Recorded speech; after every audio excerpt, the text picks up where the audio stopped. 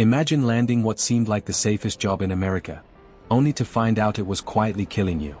Thousands of parents proudly watched their teenage daughters walk into a bright, spotless factory, believing they had finally found the perfect job. Not a coal mine. Not a battlefield.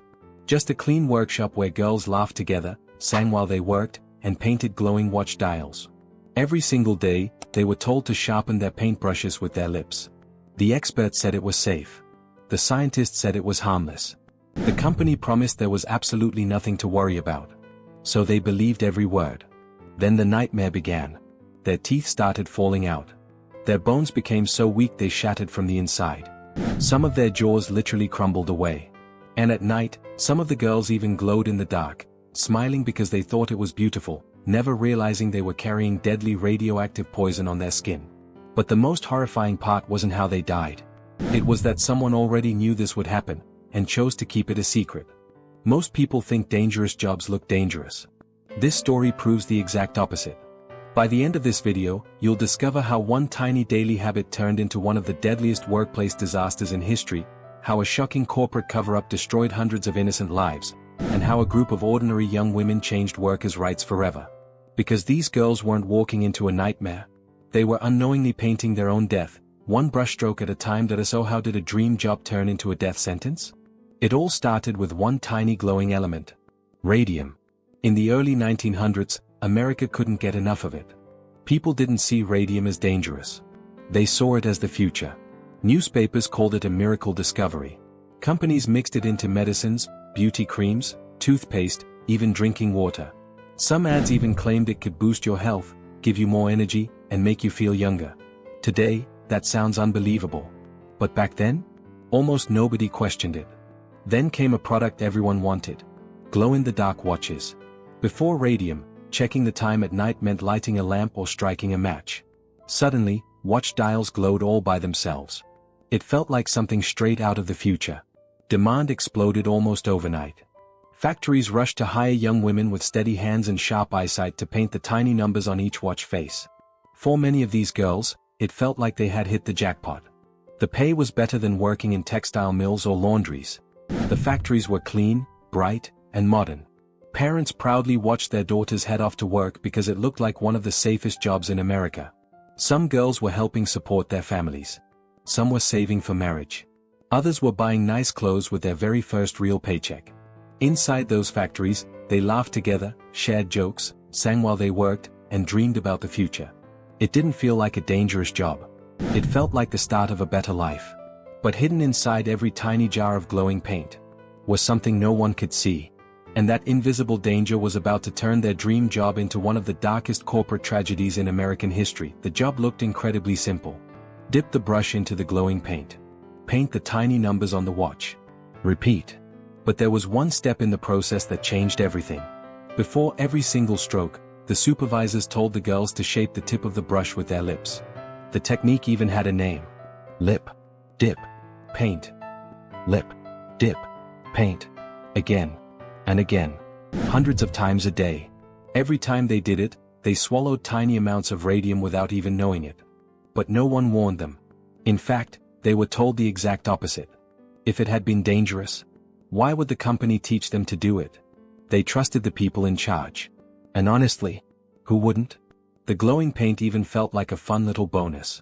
After work, some of the girls brushed a little onto their fingernails, their dresses, and even their teeth just for fun. When the lights went out, they glowed. They laughed about it. Their friends thought it looked amazing. Some even showed it off to their families. Before long, people started calling them the Ghost Girls.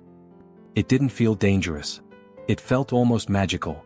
But while everyone admired the glow on the outside, something far more dangerous had already begun glowing on the inside. With every brush they shaped, their bodies were storing radioactive poison that would stay with them for the rest of their lives. Then one of the girls complained about a toothache. No one could have imagined. It was the first warning of a nightmare that was only beginning at first. It didn't seem like anything serious. One of the girls complained about a toothache. She figured she'd have the tooth pulled and be back at work in a few days. Simple. But the pain didn't go away. It got worse. Much worse. The dentist removed the tooth. But the empty space never healed. Then another tooth became loose. Then another. Before long, healthy teeth weren't just getting loose.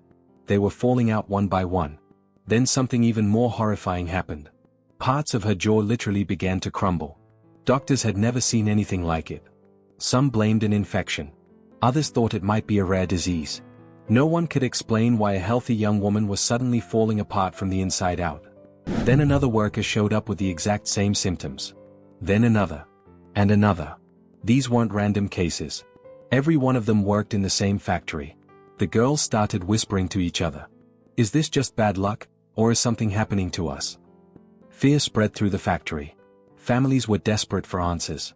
Doctors were running out of explanations. But the company insisted everything was perfectly safe. No warnings. No investigations. No shutdowns. Just business as usual. The girls kept showing up every morning.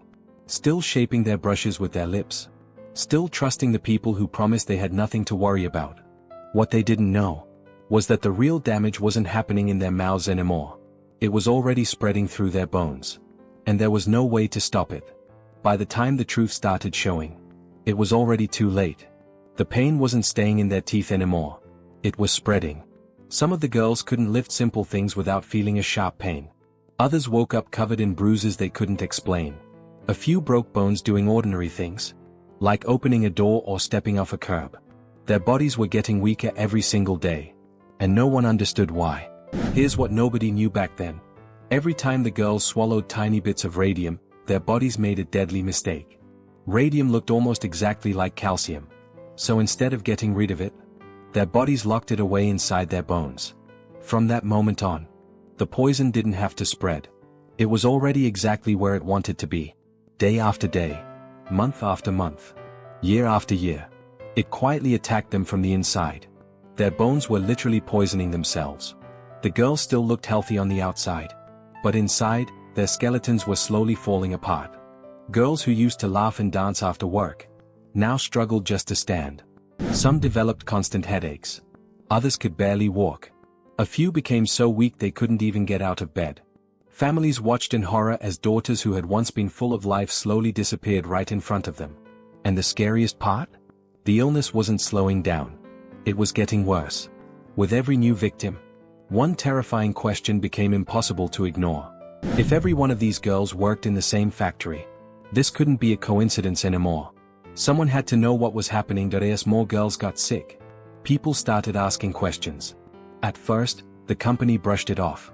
They insisted the illnesses had nothing to do with the factory. Some blamed unrelated health problems.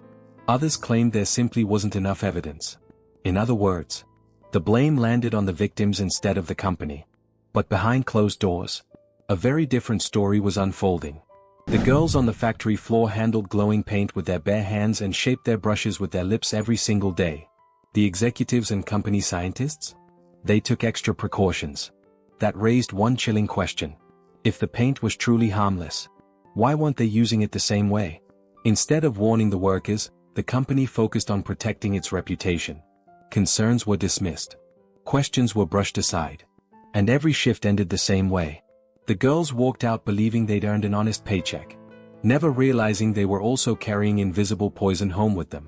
By then, the damage had already been done. The girls had trusted the company with their future. Now many believed that trust had been betrayed. But proving it wouldn't be easy. The women were growing weaker by the week. The company had money, lawyers, influence.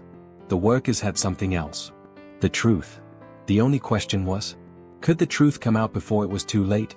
By now, many of the girls were too sick to work. Some could barely walk. Others lived with constant pain. A few were told they didn't have much time left. Most people would have given up. These women didn't.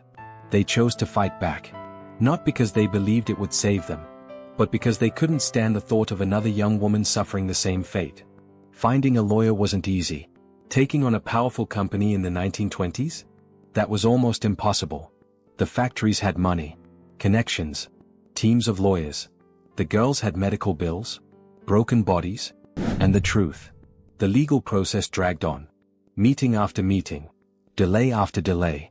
And with every month that passed, more of the women grew weaker. Tragically, some never lived to see the fight through. But the survivors refused to stop. Even when speaking caused unbearable pain, they told their stories. Even when people questioned their claims, they kept showing up. The courtroom wasn't just hearing legal arguments anymore. It was looking at women whose bodies had become evidence. For the first time, people across America started paying attention. One question echoed everywhere. If these companies lied about radium, what else were they willing to hide?